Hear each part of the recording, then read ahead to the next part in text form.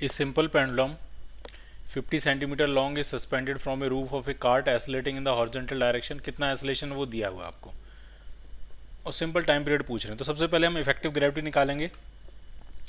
जी तो होगा नीचे की तरफ और सूडो फोर्स लग रहा होगा एम ए पीछे की तरफ, एम जी नीचे, एम ए सूडो फोर्स पीछे की तरफ। तो जो इफेक्टिव ग्रेविटी आने वाली है वो आपके आ जाएगी under root of g square plus a square, और जब आप ए स्क्वायर करोगे तो ये भी आपका 3g स्क्वायर हो जाएगा। तो इफेक्टिव ग्रेविटी आपकी आ गई 2g। ठीक, तो आपसे टाइम पीरियड पूछा गया, खत्म। टाइम पीरियड होगा 2 जी की जगह जी इफेक्टिव डालेंगे। एल है आपका हाफ मीटर और इफेक्टिव ग्रेविटी है आपके पास 2g। जी की वैल्यू कह रहे हैं पाई स्क्वायर लेना है आपको, तो ये हो गया पाई स्क्वायर। तो अंदर 4 पाई स्क्वायर और बाहर 2 पाई है, तो ये कैंसिल आउट होकर आपका आ जाएगा 1 second. So your answer is A part.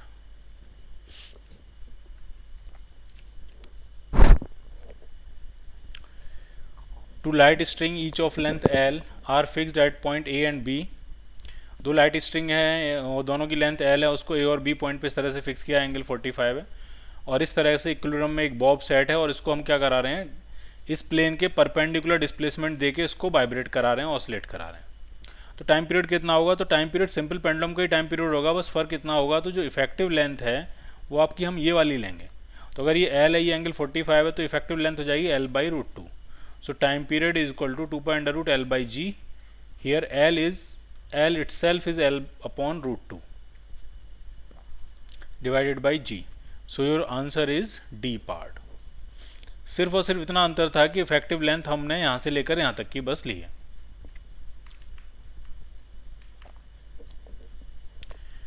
इसमें एक सिंपल पेंडुलम है जिसकी लेंथ 1 मीटर है और उसका एम्पलीट्यूड 2 डिग्री है, और उसको जब हम यहाँ से 2 डिग्री से रिलीज कर रहे हैं तो यहाँ एक इलास्टिक वॉल है जहाँ से कोलिजन इलास्टिक होता है, और ये 1 डिग्री है, और इस तरह से क्या कर रही है वो पेंडुलम वो ऑसिलेट कर रहा है। तो टाइम पीरियड उसका पूछ रहे हैं, तो समझने वाली बात क्या है पहले वो समझिए आप। इसमें देखिए ये सिचुएशन कुछ इस तरह की है कि हाँ मान लिया आपका है मीन पोजीशन, और एक बॉल है जो मीन पोजीशन की, एक पार्टिकल है जो मीन पोजीशन के अबाउट, मान लिया ए इसका एम्पलीट्यूड है, ए में ऑसिलेट कर रहा है, लेकिन नेगेटिव में वो माइनस ए तक नहीं जा पा रहा है, नेगेटिव में सिर्फ ये -a/2 तक जा पा रहा है। और यहाँ पे एक बॉल लगा, एक दीवार हमने लगा दी जिससे होने वाले सारे कोलिजन इलास्टिक हैं। तो ये बॉल जो है वो इस दीवार तक जा रही है, फिर यहाँ हिट करके रिबाउंड करके वापस आ जा रही है, यानी पूरा ऑसिलेशन कंप्लीट नहीं हो पा रहा है। तो इसका जो टाइम पीरियड होगा वो टी के बराबर नहीं होगा, इसका टाइम पीरियड टी से कम होगा। कितना कम होगा जरा देखते हैं। देखिए एक्सट्रीम से मीन तक आने का जो टाइम होगा वो t/4 होगा, ठीक, और मीन से a/2 तक का जो टाइम होता है वो t/12 होगा, ठीक। फिर वापस आने का टाइम फिर से t/12 हो जाएगा, ठीक, और फिर यहाँ से वापस एक्सट्रीम तक पहुँचने का टाइम फिर से t/4 हो जाएगा। तो इसका जो टाइम पीरियड होगा, अगर मैं t डैश उसको लिखता हूँ तो वो हो जाएगा आपका t/4 plus t/12 plus t/12 plus t/4। तो एलसीएम कितना आ जाएगा, ये 12, तो ये आएगा 3 प्लस 1 प्लस 1 प्लस 3, तो ये आ गया 8/12t। So it is 2/3t। 2/3t जो होगा वो इसका टाइम पीरियड होगा t डैश, ठीक। अब हम टाइम पीरियड कैसे निकालेंगे, अगर ये पेंडुलम पूरा ऑसिलेट कर रहा होता तो इसका टाइम पीरियड होता 2 pi under root L by ji.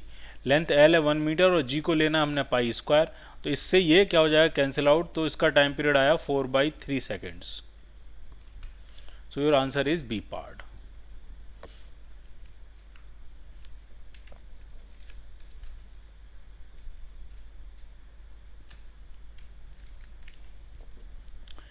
Figure shows kinetic energy K of a simple pendulum versus angle theta from the vertical. Theta जो है वो मिली रेडियन में है, थीटा जो है वो क्या है मिली रेडियन में, और काइनेटिक एनर्जी और थीटा का रिलेशन है, यानी जो एम्पलीट्यूड है एंगुलर एम्पलीट्यूड वो 100 मिली रेडियन है, और काइनेटिक एनर्जी एक्सट्रीम पोजीशन पे 0 होती है और मीन पोजीशन पे मैक्सिमम होती है, और मेन पोजीशन पे मैक्सिमम वैल्यू है 15 मिली जूल, 15 मिली जूल, ठीक है। और मास दिया आपको 0.2 kg। लेंथ ऑफ पेंडुलम पूछ रहे हैं कितनी होगी। तो देखिए मैक्सिमम काइनेटिक एनर्जी होती है half m omega square a square, ठीक, ये मैक्सिमम काइनेटिक एनर्जी होती है, और इसकी वैल्यू आपको दी हुई है वो है 15 मिली जूल, 15 इंटू 10⁻³ जूल। अब हमको क्या करना है, हमको फाइंड करना है पेंडुलम की लेंथ। अब लेंथ हम कैसे फाइंड करेंगे वो समझिए, ठीक है, सारी चीज़ें समझिए आप। मास आपको दिया हुआ है, ओमेगा में लेंथ का फंक्शन आएगा, फिर ए कैसे सेटल करेंगे, ए भी सेटल होना चाहिए, तो ए भी लेंथ का फंक्शन बनेगा कैसे, देखिए। जैसे ये मान लिया सिंपल पेंडुलम है और ये इस तरह से ऑसिलेट कर रहा है, ये एक सिंपल पेंडुलम है जो इस तरह से ऑसिलेट कर रहा है, तो इसको हम कहते हैं एम्पलीट्यूड। तो ये एम्पलीट्यूड एंगुलर एम्पलीट्यूड से कैसे रिलेट होगा, थीटा नॉट से कैसे रिलेट होगा, तो जो ए होगा वो आपका हो जाएगा थीटा नॉट इंटू एल। तो ए स्क्वायर की जगह हम डाल सकते हैं थीटा नॉट इंटू एल। तो सारी वैल्यू डालने हैं, जरा देखिए, और ओमेगा की वैल्यू भी डालते हैं। ओमेगा जो होगा वो हो जाएगा √g/l। टाइम पीरियड होता है t = 2π √l/g, तो ओमेगा हो जाएगा आपका √g/l। तो जब सारी वैल्यू डालेंगे तो ये आपका आ जाएगा हाफ, मास आपको पता है ओमेगा स्क्वायर हो जाएगा g/l, और जो ए स्क्वायर हो जाएगा वो हो जाएगा थीटा नॉट का square into L square = 15 milli joule, यानी 15 इंटू 10⁻³ जूल। अब इसमें समझने वाली बात यह कि मास आपके पास है, जी की वैल्यू आपको दी हुई है, थीटा नॉट भी आपके पास है, थीटा नॉट रेडियन में ही डालना है, 100 मिली रेडियन। थीटा नॉट भी आपके पास है, और एक एल से एक एल कैंसिल आउट हो जाएगा, यानी आपके पास जो अननोन बचेगा वो एक एल बचेगा। तो सारी वैल्यू डालिए, आराम से सॉल्व कीजिए और आपको पेंडुलम की लेंथ मिल जाएगी।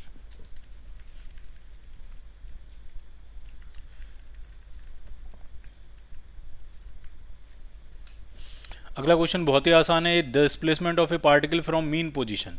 मीन पोजीशन से जो डिस्प्लेसमेंट है वो इस तरह से आपको दिया हुआ है, ठीक। ये एक्सप्रेशन है 0.2 sin 10πt + 1.5π into cos 10πt + 1.5π। और मोशन पार्टिकल का पूछ रहे हैं कि वो मोशन एसएचएम होगा नहीं होगा, तो टाइम पीरियड क्या होगा, वो सारी चीज़ें पूछ रहे हैं। तो इक्वेशन लिखते हैं फिर, y = है 0.2 sin 1.5, तो 1.5 पाई का मतलब हो गया 3π/2 प्लस 10πt, आराम से देखते जाइए, इंटू कॉस, यहाँ पे भी ये 3π/2 है, 3π/2 plus 10πt।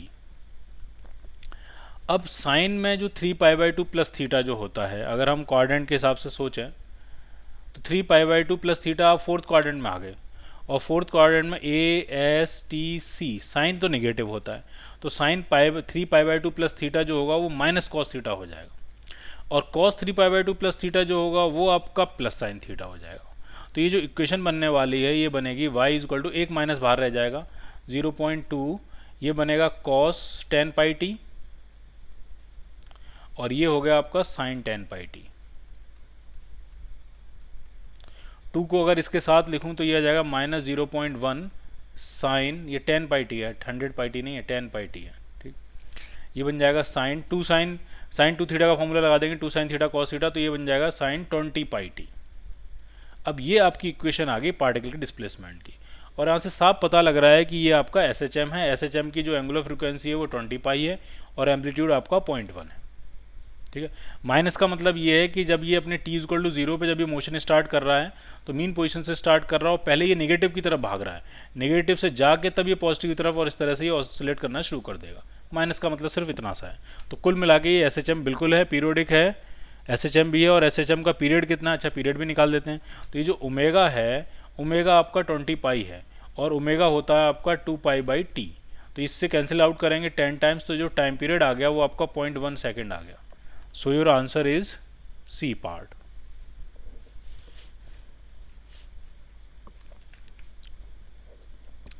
The displacement of a particle varies with time. Particle का डिस्प्लेसमेंट टाइम के साथ कैसे वेरी कर रहा है वो इक्वेशन दी हुई है, x = 12 sin ωt -16 sin cube ωt। तो इसमें क्या है कि अगर आप 4 कॉमन ले लोगे तो ये आपका बचेगा 3 sin ωt -4 sin cube t। अब ये थोड़ा रेयर है, ये sin 3t का फॉर्मूला सेटल होता है यहाँ से, ठीक। अगर मैं आपको दिखाऊं कि sin 3t का फॉर्मूला क्या होता है, तो एक मिनट, तो ये जो फॉर्मूला है आपका वो आपका है sin 3 ωt का। आप अलग से चाहो तो अलग से लिख सकते हो इसको, ठीक है। साइन 3 थीटा जो होता है वो आपका होता है 3 sine theta minus 4 sine cube theta, ये फॉर्मूला होता है। मतलब बहुत रेयर ही यूज़ होता है, मतलब इंजीनियरिंग में तो फिर भी यूज़ हो जाता है, जेई के एग्ज़ाम में, नीट में तो बहुत ही रेयर यूज़ होता है। बट ये है कि अगर अब क्वेश्चन ही यही आ गया तो बिना फिर इसके कैसे बात नहीं बनेगी फिर। तो ये फॉर्मूला बन गया आपका। तो इसका मतलब मोशन जो है वो SHM है और उसका एम्पलीट्यूड जो है वो 4 है और उसकी एंगुलर फ्रीक्वेंसी 3 ओमेगा के बराबर है। तो आपसे मैक्सिमम एसिलेशन पूछ रहे हैं, तो जो मैक्सिमम एसिलेशन होता है वो आपका होता है ओमेगा स्क्वायर ए एम्पलीट्यूड है, ये एसिलेशन को स्मॉल ए कह देते हैं। ओमेगा स्क्वायर कितना हो जाएगा, तो ये हो जाएगा 9 ओमेगा स्क्वायर और ए है एम्पलीट्यूड है 4, so it is 36 omega square. So your answer is B part. A particle is acted simultaneously by mutually perpendicular simple harmonic motion x is equal to a cos omega t and y is equal to a sin omega t। Mutually perpendicular simple harmonic motion है, x जो है वो a cos omega t के बराबर है, y जो है वो a sin ओमेगा t के बराबर है। एक x एक्सिस पे SHM चल रहा है और एक y एक्सिस पे SHM चल रहा है। तो इनका जो कंबाइंड मोशन होगा वो क्या होगा, तो कंबाइंड मोशन की इक्वेशन निकालने के लिए सबसे आसान तरीका ये है कि दोनों इक्वेशंस को स्क्वायर करो और ऐड करो, क्योंकि इक्वेशन ऑफ मोशन का मतलब है हमें रिलेशन चाहिए x और y में, हमें टाइम नहीं चाहिए। तो ये आपका बनेगा x square plus y square is equal to a square, cos square plus sine square कितना हो जाएगा आपका 1। So your answer is circle, circle. ठीक, अगर y is equal to b sine omega t होता तब हम क्या करते, तो हम पहले को a और b को इधर लाते फिर स्क्वायर करके ऐड करते। अगर यहाँ पे मान लिया y is equal to b sine omega t होता तो हम ऐसा करते x अपॉन ए का whole square plus y upon b का whole square is equal to 1 कहते। और ये जो इक्वेशन बनती ये फिर सर्कल की इक्वेशन नहीं है, ये किसकी, इलिप्स की इक्वेशन होती। ठीक, और अगर y जो है वो b कॉस ओमेगा टी ही होता, x आपका होता a कॉस ओमेगा टी और y आपका हो जाता b कॉस ओमेगा टी, तब क्या रिलेशन बनता, तो सिंपली दोनों को हम डिवाइड कर देते, तो y अपॉन एक्स जो आ जाता वो आपका b अपॉन ए के बराबर आ जाता, cos omega T cancel out, तो y इज इक्वल टू बनता v अपॉन ए टाइम्स एक्स। तो ये बनती है आपकी equation of straight line passing through origin से पास होने वाली स्ट्रेट लाइन की इक्वेशन, जिसकी स्लोप b अपॉन ए के बराबर है। तो ये डिपेंड करेगा कि x और y की क्या इक्वेशन है और उसके हिसाब से जो ट्रेजेक्टरी होगी पार्टिकल की वो डिसाइड होगी। ये सर्कल भी हो सकता है, एलिप्स भी हो सकता है, स्ट्रेट लाइन भी हो सकता है और भी कई सारे फॉर्मेट इसमें क्रिएट हो सकते हैं। ठीक, तो फॉर द टाइम बिंग जो हमें इन्फॉर्मेशन गिवन है उसके हिसाब से ये क्या होगा, circle. The resulting amplitude A dash and the phase of the vibrations, ये कई सारे तीन है, कई सारे नहीं, तीन है, चार हैं, 1 2 3 4 SHM को ऐड करके आपको फाइनल ये बताना है कि फाइनल जो SHM बना उसका एम्पलीट्यूड कितना है और उसका फेज कितना है। ठीक, तो जरा समझिए, पहला वाला है ए कॉस ओमेगा टी, दूसरा वाला है a/2 और कॉस ओमेगा टी में 90 डिग्री का फेज डिफरेंस है, तीसरे वाले का एम्पलीट्यूड a/4 है और 180 डिग्री का फेज डिफरेंस है, और चौथे वाले का एम्पलीट्यूड a/8 है और आपका 270 डिग्री का फेज डिफरेंस है। तो ये चार एक साथ जोड़ने, तो ट्रिग्नोमेट्री तो यहाँ काम नहीं आएगी, यहाँ हम बनाएंगे फेजर और फेजर बना के ऐड करेंगे। मान लिया ये एम्पलीट्यूड है आपका a,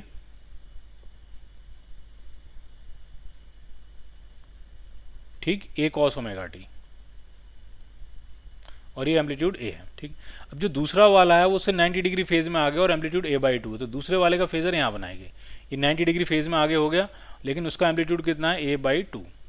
तीसरा वाला जो है उसका एम्पलीट्यूड a/4 है और फेज में 180 डिग्री आगे है, तो ये 180 डिग्री आगे हो गया फेज में और इसका एम्पलीट्यूड कितना है, a/4। और चौथा वाला जो है वो a/8 है, तो a/8 यहाँ बनेगा और वो फेज में 270 डिग्री आगे है, तो ये आपका यहाँ से यहाँ तक ये 270 डिग्री हो जाएगा। तो कुल मिला के बात ये हुई कि यहाँ पे आया a/8, यहाँ था आपका a, ऊपर a/2, इधर a/4, इधर a/8। तो जरा देखते हैं क्या क्या कैंसिल आउट हो जाएगा। तो ये a/8 है, ये a/2, ये आपस में कैंसिल आउट करेंगे तो ऊपर कितना बचने वाला है, तो ऊपर बचने वाला है 3a/8।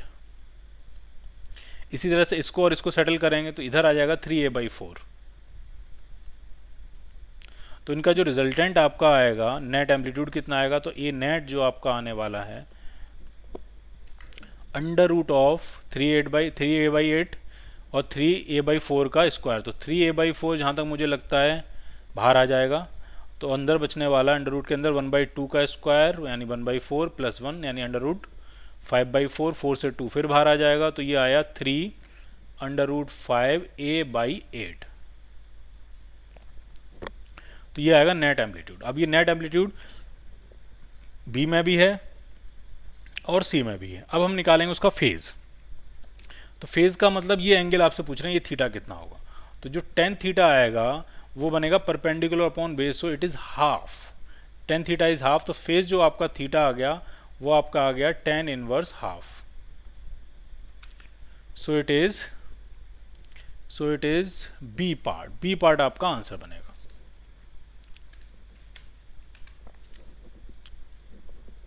एक डिस्क है जिसकी रेडियस r है, मास m है, उस pivoted at the rim is set for small oscillation. Diagram बनाएंगे।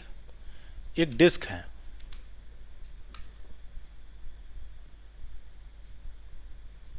ठीक, और उसको हमने क्या कर दिया है, उसको रिम पे हमने उसको क्या कर दिया है, पाइवेट कर दिया है। डिस्क का जो मास था वो m है और रेडियस r है। If simple pendulum has to have the same period as that of disk, the length of the simple pendulum will be। कह रहे हैं इसी डिस्क के टाइम पीरियड के बराबर एक टाइम पीरियड है एक सिंपल पेंडुलम का, तो उसकी लेंथ क्या होगी। ठीक, तो पहले डिस्क का टाइम पीरियड बनाने निकालते हैं हम। तो डिस्क जो है वो एक फिजिकल पेंडुलम की तरह बिहेव करेगी और इसका सेंटर ऑफ मास यहाँ पे फिक्स होगा और ये perpendicular distance centre of mass से हिंज तक की r के बराबर होगी। तो इसका जो टाइम पीरियड होगा वो होगा 2π/i/mgd। ये सिर्फ फिजिकल पेंडुलम का फॉर्मूला होता है। जरा थोड़ा सेटल करते हैं इसको, देखते हैं क्या आने वाला है। मोमेंट ऑफ इनर्शिया कितना होगा, आई हिंज के अबाउट मोमेंट ऑफ इनर्शिया, तो सेंटर के अबाउट होता है mr²/2 और वहाँ से पैरेलल एक्सिस थ्योरम लगाएंगे तो plus mr²। So it is हो जाएगा वो इसके बाद, so it is equal to mr²/2 + mr², 3/2 mr²। ये हो गया मोमेंट ऑफ इनर्शिया। और ये जो परपेंडिकुलर डिस्टेंस हिंज से लेकर सेंटर ऑफ मास तक की d दी होती है ये खुद r के बराबर है। तो ये बना आपका 2π I है 3/2 mr² अपॉन mgd खुद r के बराबर है। देखते हैं जरा क्या क्या कैंसिल आउट हो जाएगा। m से m कैंसिल आउट, r से r कैंसिल आउट, तो ये आपका आया 2π, मैं इसको ऐसे लिखने जा रहा हूँ 3r/2 / g। मैंने इसलिए ऐसे लिखा है क्योंकि मुझे सिंपल पेंडुलम से ही कंपेयर करना है।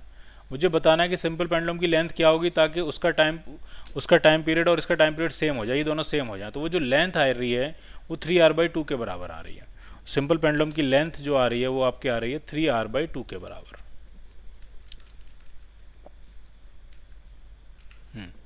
So your answer is D part.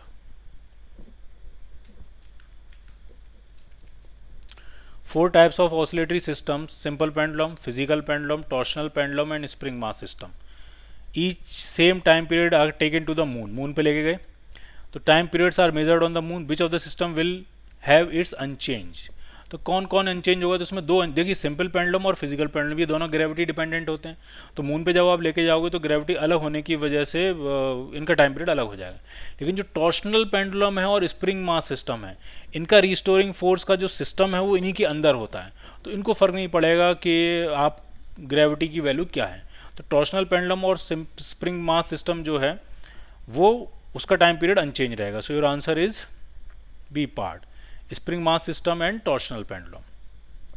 A particle is subjected to two simple harmonic motion in the same direction having the same amplitude, equal frequency. If the resultant amplitude is also equal to the, शायद होगा यहाँ पे, देखते हैं, is equal to the amplitude of the individual motion, what is the phase difference between the two simple harmonic motion? बहुत ही आसान है, दो सिंपल हार्मोनिक मोशन है, फ्रीक्वेंसी वगैरह सब सेम है, एम्पलीट्यूड भी सेम है, और इन दोनों को एक ही डायरेक्शन में एक साथ सुपर इम्पोज जब किया गया तो इनका रिजल्टेंट एम्पलीट्यूड भी ए आ रहा है। तो ऐसा सिर्फ तब होता है जब उनके बीच में फेज डिफरेंस 2π/3 हो या 120 डिग्री हो। हमने वेक्टर्स में पढ़ा था कि अगर दो वेक्टर्स इक्वल मैग्नीट्यूड के वेक्टर्स अगर 120 पे अलाइन होते हैं तो उनका रिजल्टेंट भी उन्हीं के बराबर होता है और बीचों बीच से जाता है। Clear? So your answer is 120 degree या 2π/3। A particle is executing a motion in which its displacement as a function of time, displacement आपको function of time दिया हुआ है, ठीक है, तो ये पूछ रहे हैं then the motion is motion, अगर सिंपल हार्मोनिक मोशन है तो उसका टाइम पीरियड क्या होगा क्या नहीं होगा, वो सारी चीज़ें पूछ रहे हैं। ठीक है, अब इसमें एक इंपॉर्टेंट बात ये जो 3 है वो साइन के साथ मल्टीप्लाई है कि बाहर है वो, मतलब साइन समथिंग और कॉस समथिंग ये मतलब अलग हैं कि 3 के साथ मल्टीप्लाई है, ये थोड़ा सोचने वाली इसमें बात होगी। ठीक, तो चलो हमें तो टाइम पीरियड निकालना है, तो इम्पोर्टेंट बात इसमें ये है कि हम टाइम पीरियड निकाल सकते हैं। एस एच एम तो ये होगा, देख लिए बना लेते हैं। चलो 3 जैसा है मैं वैसे ही रखता हूँ, 3 को साइन के साथ रखता हूँ, sine 5πt plus π/3 plus cos, अब कॉस को कॉस 5πt प्लस π/3, अगर कॉस को भी मैं साइन में कन्वर्ट करूँ तो साइन 90 माइनस थीटा जो होता है वो कॉस थीटा होता है, लेकिन माइनस थीटा मैं कर नहीं सकता, अदरवाइज मेरी फ्रीक्वेंसी अलग अलग हो जाएगी, तो मुझे 90 प्लस थीटा पे फोकस करना पड़ेगा।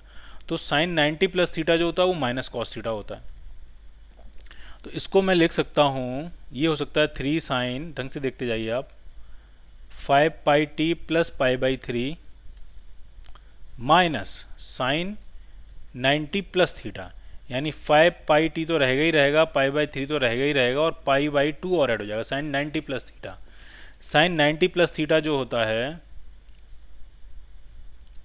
वो कॉस थीटा होता है, तो ठीक है प्लस लगाएंगे, साइन 90 प्लस थीटा क्या होता है, cos theta. Sine 90 plus theta is equal to cos, sine 90 minus theta भी कॉस थीटा होता है, और साइन 90 प्लस थीटा भी क्या होता है, कॉस थीटा। ठीक है, तो ये आपका सेटअप बनेगा। अब हम इन दोनों को ऐड कर सकते हैं, देखिए ये दोनों फेज तो दोनों में कॉमन ही है, बाकी सेकंड वाला जो है वो 90 डिग्री फेज में आगे है, और इसका एम्पलीट्यूड है 1, ठीक, और इसका एम्पलीट्यूड कितना है 3, तो अगर मैं फेजर डायग्राम बनाऊं तो ये तो होगा 3 और ये होगा आपका 1, और नेट एम्पलीट्यूड कहीं यहाँ आ जाएगा और वो बनेगा √10, और कुछ फेज भी आ जाएगा, फेज भी कोई मुश्किल नहीं है, tan phi अगर हम निकालेंगे तो 1/3 आ जाएगा। तो अगर मैं इसकी फाइनल इक्वेशन लिखूं, दोनों के सम की नेट इक्वेशन, तो वो आ जाएगा √10 साइन 5πt प्लस π/3, ये तो था ही दोनों में, प्लस कितना फेज एक्स्ट्रा है phi, and phi is tan inverse 1/3, ये इक्वेशन बनेगी। खैर हमें इतना आगे आने की ज़रूरत थी नहीं, क्योंकि हमें तो सिर्फ इतना पूछा था कि अगर वो SHM कर रहा है तो उसका टाइम पीरियड क्या होगा, तो SHM तो कर रहा है नो डाउट, लेकिन एम्पलीट्यूड 3 नहीं है, एम्पलीट्यूड √10 है, और टाइम पीरियड कितना है, तो टाइम पीरियड तो आप डायरेक्टली सोच सकते थे कि ये फैक्टर भी 5π से ऑसिलेट कर रहा है, ये फैक्टर भी 5π से ऑसिलेट कर रहा है, तो कंबाइंड SHM भी 5π से ही ऑसिलेट करेगा। तो टाइम पीरियड कैसे निकालेंगे, तो ये ओमेगा जो है वो हो जाएगा 5π, और ओमेगा होता है आपका 2π/t, तो पाई से पाई कैंसिल आउट करेंगे तो टाइम पीरियड आपका आ जाएगा 2/5 यानी 0.4 seconds. So your answer is B part.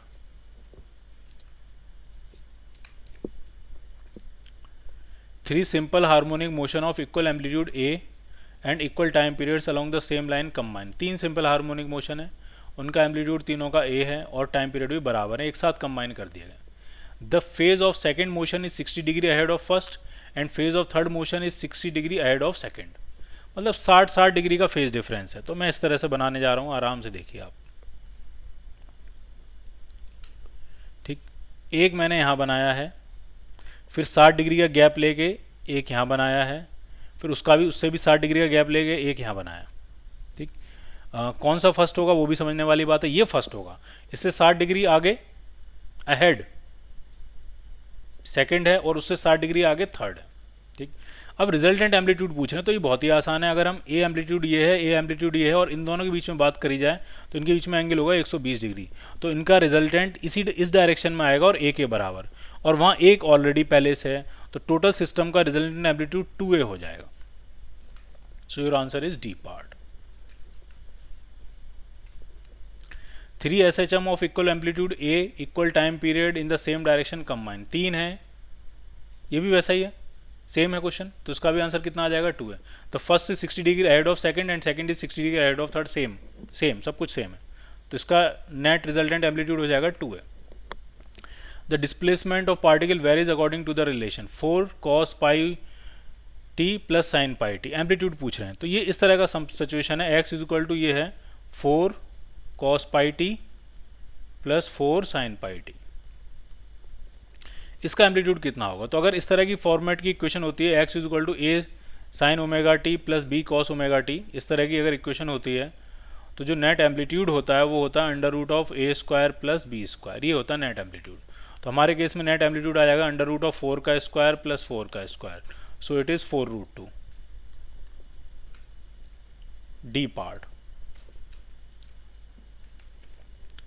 Two particles A and B execute simple harmonic motion according to the relation. एक का है y equal to 3 sine omega t, एक है y equal to 4 sine omega t plus π/2 और एक है 3 sine omega T.